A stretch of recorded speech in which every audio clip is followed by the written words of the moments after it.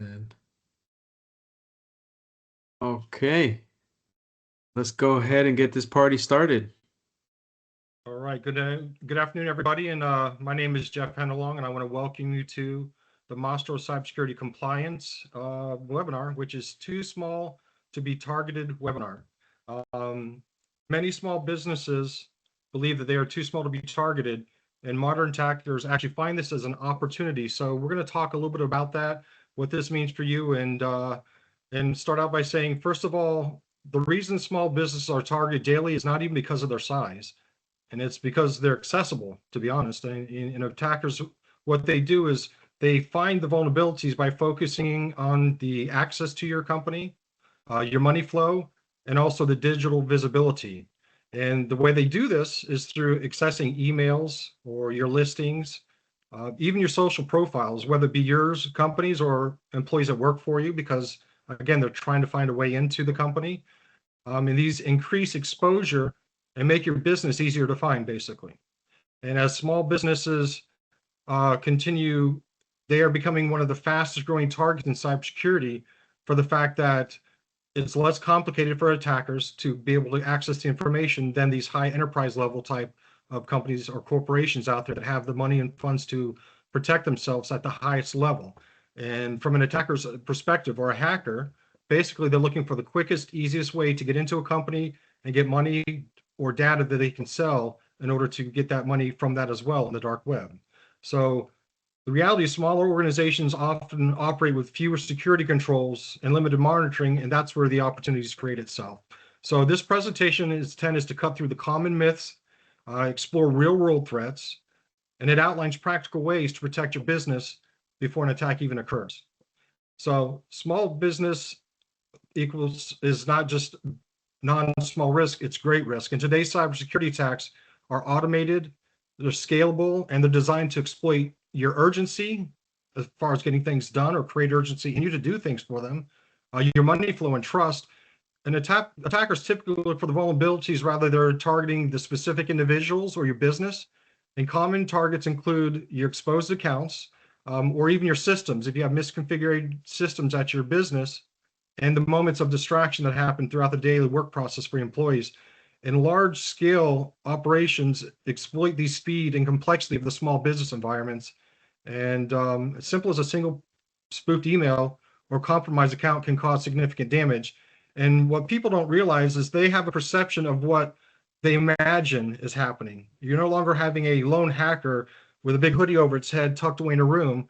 The traditional image of a lone hacker is actually outdated now at this point, because modern cyber crime is industrialized and it's actually highly automated. There's a lot of programs out there that people can use today that make it easy to access, to get into your information, that they don't have to understand coding and things of that nature. And these attackers actually use tools that can scan the internet and expose accounts, not only looking for personal information for you or employees, details about your business. So they actually do what's called OSINT. It's open source intelligence, gathering information about your account or your businesses so they can go ahead and expose that, looking for weak passwords in your unprotected systems as well. And thousands of these attacks are actually launched simultaneously each day. And looking for the easy targets is what it boils down to. So with small businesses and limited security resources, they run a high risk of being targeted because of those factors. And today's cybercrime is driven by large-scale automation, exploration rather than individual hackers. So there's opportunities with teams working versus just one individual sitting in front of the screen. Yeah. Yeah, it's a scary world out there. Now, AI and automations, that what they're doing, it's easy, so much easier. So there we go, Jeff. Absolutely. In fact, you often hear things around the office, and here's an example of one. I'm just one person. Why me? I'm just one person. I'm a simple person. Well, the reality of being just one person, one business, is it's easier to exploit. You get to these big complicated organizations, or complex, I should say, for a better word, organizations. They are harder to access because of the day's technology that they're able to afford themselves. Or you say, I don't handle huge volume. Regardless of the volume, that doesn't matter to a hacker. Their idea is how quickly can I get in there, get the information I need to make the money I want in whatever ways, whether it be ransomware, or it could be simple as taking your information to sell on the dark web, which is quick income for them. So hackers going after big companies, that paradigm is shifting. It used to be, let's go after them, but as technology advances, so does the protection. But the cost of that obviously makes it affordable for these large corporations. It makes it a little more challenging for hackers. So they look at the low-hanging fruit, which in today's world is small and medium-sized businesses that they can access a lot quicker themselves. Yeah. So, all right, awesome guys. So I'll go ahead and just so welcome. Mostro. This is our first webinar of the year. We're very excited. If you guys haven't seen the ones from last year, we finished off the year strong, and this year we have an amazing lineup. So our plan is to try to do these every 2 weeks, and we have some valuable information. So again, we're Mostro Cybersecurity and Compliance. We focus on regulated industries, bring in the premium top tier tools, and our team handles the cybersecurity for the Florida Department of Transportation. So that's something that that we love to let people know, and that we have elite everywhere around. And our goal is to go ahead and educate you as much as possible. And so Jeff, I'm gonna go ahead and let you do a little quick intro on you so that they get to know you, and because a lot of times people are going to be talking to you. Oh, excellent. Again, hello everybody for just joining here. My name is Jeff Henderlong, and I've actually been involved in the studying with cybersecurity probably for the last 3 going on 4 years now, and I'm actually completing a bachelor's degree in it, as well as gaining certifications with Google Cybersecurity Certification and Security Plus.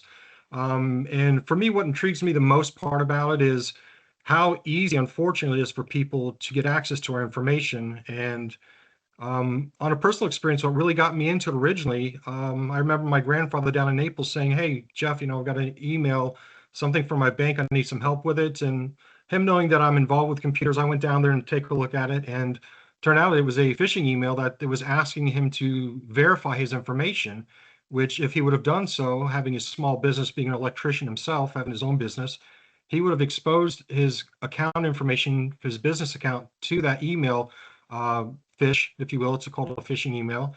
And they could have basically taken all his money and what he was worth from his business. So it's been something that's been going on for a while. And a lot of the target, as I mentioned earlier, is really going towards small businesses. So that's kind of the approach that I come from it. And in my learnings, I'm learning a lot about what people do and how to do it, because the only way to protect it is know how it's done, if that makes sense to you. So I'm learning hacking skills and tools in order to combat against it. So that's where my expertise comes at this point, is learning about it so I can help educate people on this and work from there with it. So why small is easier? I mean, obviously, some of the big things is because there's fewer security controls, less training, is less resistance, to be honest, because you don't have a lot of things in place that might be necessary to battle in today's modern world of cybersecurity, and plus faster decision-making processes. And small businesses are often easier to breach due to the speed of the operations and the high trust environment. You have vendors you work with and you immediately trust them. But one thing is being found more and more is even access to you from the vendors is very possible. An attacker doesn't just necessarily have to go after you directly. They can go through one of your vendors, whether it be providing you with software, providing you with equipment, whatever the case may be, that may even not be related to the computer itself. And unfortunately, many lack the dedicated cybersecurity staff or resources to manage that, because most people have somebody on IT, which helps with password controls or things of that nature. But we're talking at a different level when it comes to cybersecurity, that things getting inside to your system that have nothing to do with the physical hardware, coming through emails, through the URLs, through even over the phone, voice internet protocol type phone, it's called VoIP systems. And these multiple systems with the vendors and communication channels create natural security gaps. And a single compromised account or phishing email, taking one into your system, whether it's somebody checking their own email, maybe it's a business email that they feel is coming from somebody they already know, this can lead to financial loss, data exposure, or even serious operational disruption, which at times it does shut companies down for days, if not longer. So using the money portion of it, which is the attraction for the attacker, they create the urgency for you to make decisions. Like, again, for most people in their business, it's fluid. So let me make the decision, or if they receive an email creating a little bit anxiousness for them to make a quick decision. It's normal process because we're not sitting there analyzing every decision we make. We think it's part of the function of the job. And now it's not, again, just a lone attacker. With multiple parties coming together, it creates an exploitation opportunity for the attackers to get into your system and do different types of threats to get into your business, the accounts, get the data, or even put you in a situation where it's what's called ransomware. Yeah. Now, a lot of people say, they see the Hollywoodized part of it, like an attacker sitting there spending hours, days hacking, putting on information. It's actually a lot simpler and easier than most people think. Because even one of the things that are happening, you have broker websites, you have MLS profiles through social media accounts or email signatures. What has happened is actually last night I was working on a project called Google Vibe AI, and it allowed me to put information inside of not even having to code it. I actually just had to tell the program what I wanted it to do. And what hackers are doing are reverse engineering these programs, saying, create me a phishing email that is hard to identify. And it actually goes and creates these emails. So as AI and technology advances, even though we're trying to stay ahead of it as a society, it's making it easier for attackers because they don't have to understand the whole coding string, which can be very complicated, complex, but this makes it easier. So it is easier to find more information than you think, simple by going to the social sites. One of the things they do is called OSINT, open source intelligence, and that's taking some of these information, and I can go to public websites that are out there for an intent. But what a hacker does is they use those things for intent for their purposes and gather as much information on your business, on your employees, their behaviors. Because the more I know about your business or your employees, it's easier to find that one entry point that I can utilize as a hacker to get into your stuff. So, as I said, small businesses are often easier to breach due to the speed of the operations and their high trust environment. And many of them do lack the dedicated security staff and the resources, or the cybersecurity staff and resources. And being more visible online is something that is important for us as part of the business because you want to be able to reach people. But again, the counterpart of that is it also makes it easier to recognize you as somebody who's trying to become what they call a threat actor. Through the public websites, like I said, the social media, the listings, the email signatures, and marketing platforms, that just increases your exposure. And the way to protect it is with cybersecurity operations in place to help you. Because what the attacker does, they'll use this information to impersonate employees, and they can even use software that allows them to sound like an individual at your business, and it allows them to target you more specific, or what they would say their customers. And with the visibility, it enables highly convincing phishing emails as well, and also the social engineering tactics, because the biggest factor in attacks through cybersecurity, the main element that is the biggest exposure, unfortunately, is the human element, because we're the emotion part.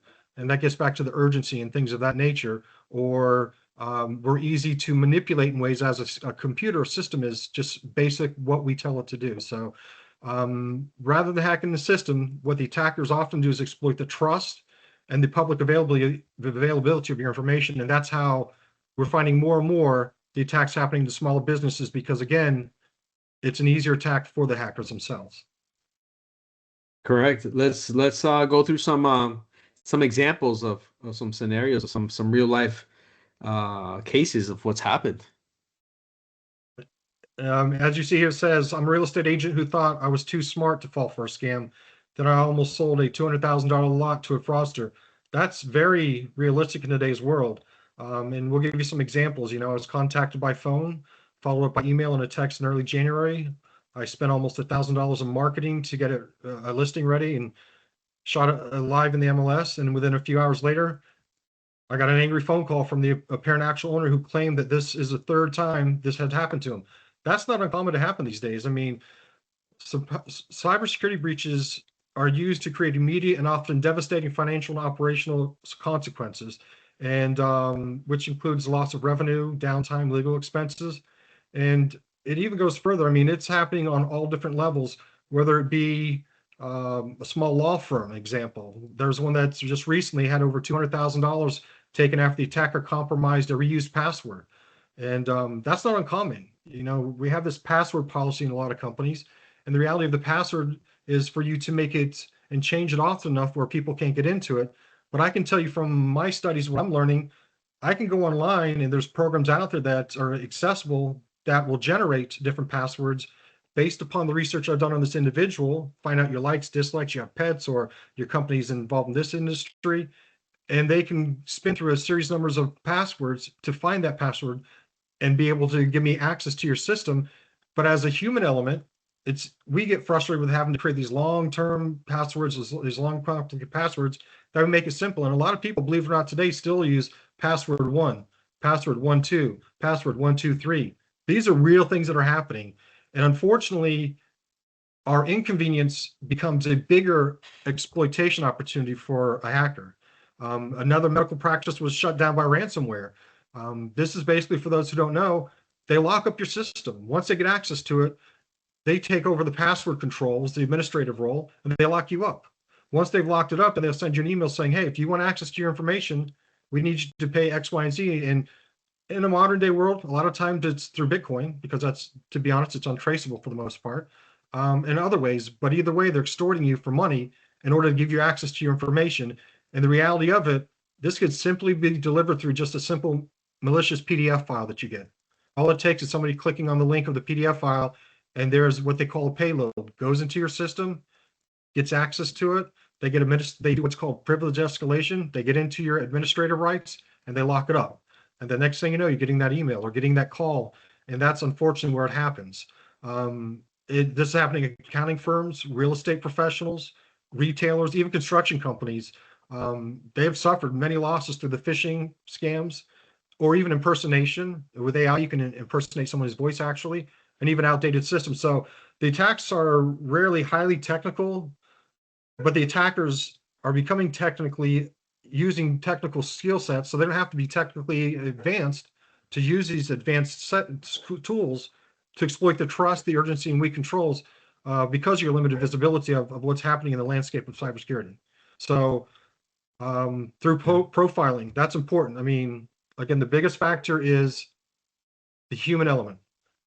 All I got to do, a lot of people, if there's an employee that I could literally go sit down at an employee lunch table, even if I'm not part of the business. Let's say it's a company of 20, 30, 40 people. You don't have cards to get in and out. I could literally go there and start learning about people, just talking to them, and they think I'm working there. I could make up a story. And I know that sounds a little far-fetched, but this is the reality of it. Observing and profiling individuals and waiting for the right time to take that information they have and execute and strike the attack. And again, this is happening on a regular basis. And with the small businesses, it is increasing up to 43% of the attacks right now in the cybersecurity world. So it's extremely important. And this here says it a lot: no alarms, no problems. Well, it says no alarms, no problems. In other words, if you don't hear something, you don't see something, I must be fine. But as things are going in the world of today and advancing, that's even further from the truth. One of the projects I worked on recently was quantum computing. And currently what people are doing that are in the threat hacker world, or groups, they're actually collecting your data, and they're collecting your data, and they're collecting your data with password information they may not even hacked into yet. They just have that information. And the reason they're doing this is they're waiting until the quantum computing side catches up, because a complicated password today could take, let's say, 100 years to get through.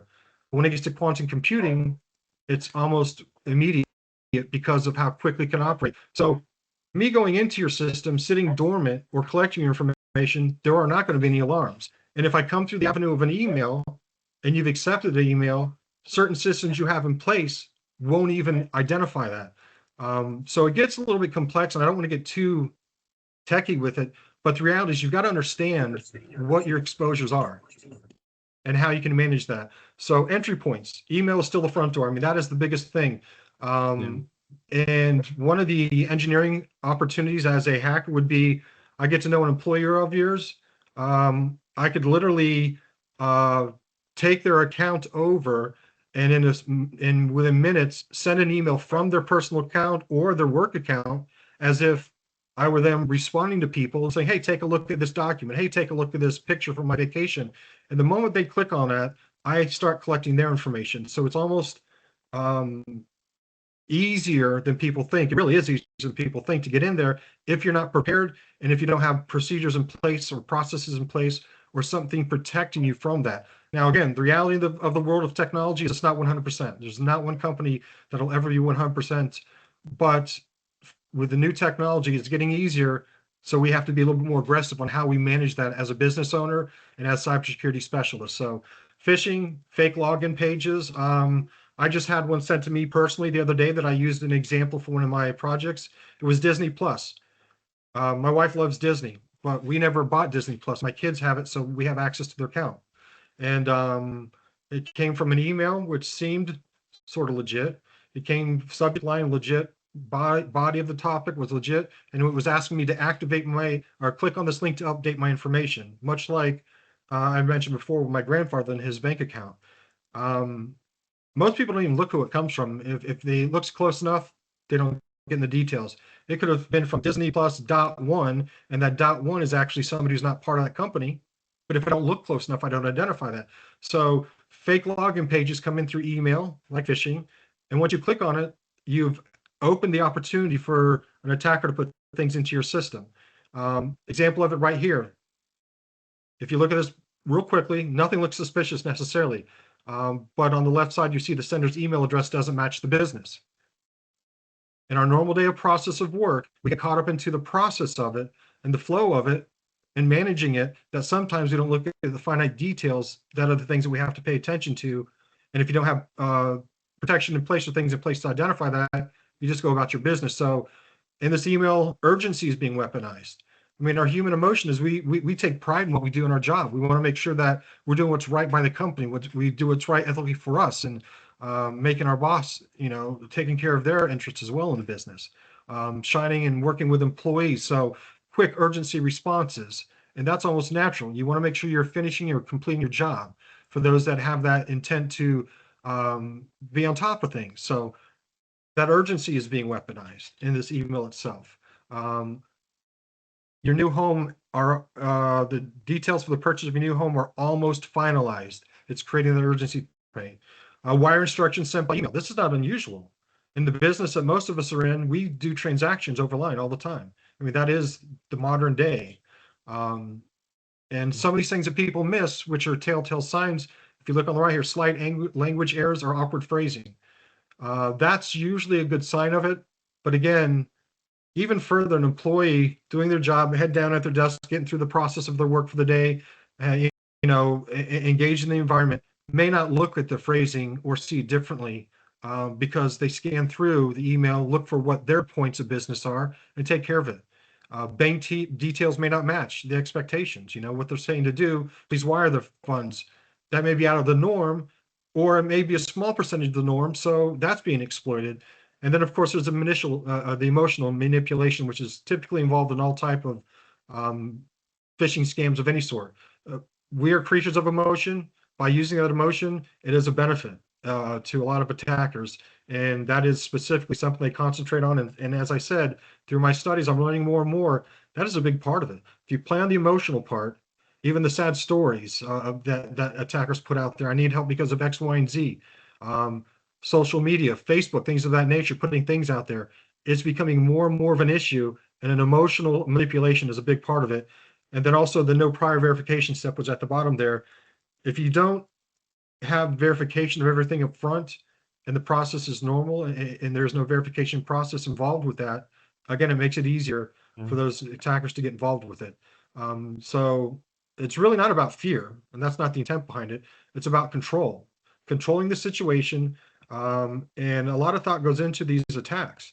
And with these attacks, the biggest part of it is, how do we manage the individual? How do we manage the situation?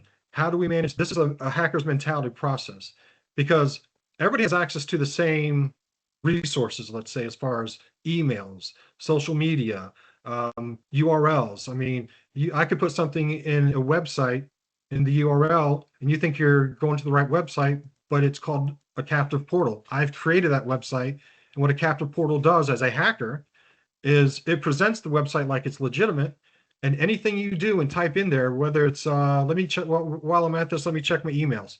Let's say it's Google or Gmail or Hotmail. anything you're doing there, I'm capturing your key logging strokes. That means basically anything you type, it registers on mine. And these captive portals are initiated by you going to a URL that is not legit, but it appears to be legit. So the opportunities are out there. And the sad part is we always want to do what's right by customers. We always want to do what's right by our business. And everybody works hard to develop this stuff. But in the moment of minutes or seconds, it can change quickly just because we're not prepared in the right manners to see what's happening, address what's happening, or even just monitor it. Sometimes it's a simple monitoring. It doesn't have to be actively every day. I need to go do this, or even having the right protection in place, the right company in place to help you monitor that. So small businesses don't need to become cybersecurity experts or deploy complex tools. What they need to do is to be able to find a trusted partner to continue monitoring, to create rapid response. Part of that would be, hey, identify there's an issue happening on your system. Let them know this is something we're aware of. We want to address it. And more importantly is compliance. We deal with people's information all day long. We deal with what they call PII, personal identifiable information. We deal with personal financial information. For those that are in the medical field, it's HIPAA, their health information. And there's organizations out there that require a certain amount of compliance, even credit card processing and financial processing. And the reality of it, you may have experienced this yourself. Today, there's a lot more scam calls coming across people's phones. There's a lot more phishing emails being out there because of a company called National Public Data. They actually broker and get all the public information, and marketers will buy that information so they can market to the individuals. But unfortunately, in 2024, they had actually bought a server, and on that server, they didn't fix out of the manufacturer the back-end passwording, and somebody actually hacked into it and got access to that. And what they did is these individuals captured 3.9 billion records of Americans and Canadian, North America for the most part. And now, because of that, we're seeing a result of higher amount of phishing emails coming out, scam calls coming out. And all this is because of the information that's out there that they've accessed. And that's how they focus in on small businesses. Let me get their access to their information. Let me get the contact information of their employees, of their customers, or let me find a way to get into their finances. So this is where the exposure becomes a reality. The question is, how do you protect against that? Yeah. Thank you, Jeff. That was great, and that's why we like to. I love finishing with this slide. Your business is smart, you're smart, but is your cybersecurity, and that's where we're seeing that most small businesses they feel like they think they're too small, and that's the biggest lie out there, as Jeff just explained to us. And one of the advantages of working with most of those that we will take you if it's just one person. And we have enterprise, the best in breed tools where most companies won't even talk to you if you don't have at least 50 to 60 people on your team. And that's one of the key differences of us and what we're out here to help our community, because one business gets, ransom gets shut down, multiple lives that come through that business or that touch that business or vendors or that work with them, employees, everything, and the community suffers. And that's our goal and our passion behind is that. And that's why we like to finish off with this, is that we encourage everyone on this webinar to scan the QR code and to meet with us. We have different assessments, things that allow us to test your environments and to be able to be able to show you real life what's going on under the hood. You don't know what you don't know. And the last thing you want to do is find out once the hacker already found out, or a regulator found out, or FTC finds out, then it's too late. Now you're scrambling. And now that's when the lawsuits and everything that come in. So it's very important to be proactive. And that's why we have these different assessments and a lot of value that we bring to the table, just to make it easier for you guys to make an informed decision and realize that this is where your vulnerabilities are. So again, Dennis Patino from Mosquito Cybersecurity. Thank you, Jeff, for being on here and for sharing this valuable information. And this is where you can scan, and no pressure, no sales. We're out here just to continue to educate as much as possible. So just remember to join. Watch all of the videos that we have on our YouTube channel. With the next couple of days, this one will be up there as well. and we look forward to talking to you. And So if I may, thanks. one last thing, if I may, Hmm. this stuff also may raise questions to some of you individuals. And that's the stuff we want to address with you, because to walk away from the webinar and have unanswered questions, let us educate you. That's a big part of it. Education is the key to this. And once you're educated and you find out what is out there for you that you can do to help yourself, that's the bottom line. Protect yourself at every opportunity you can. Thank you, Dennis. All right, guys. Have a good day.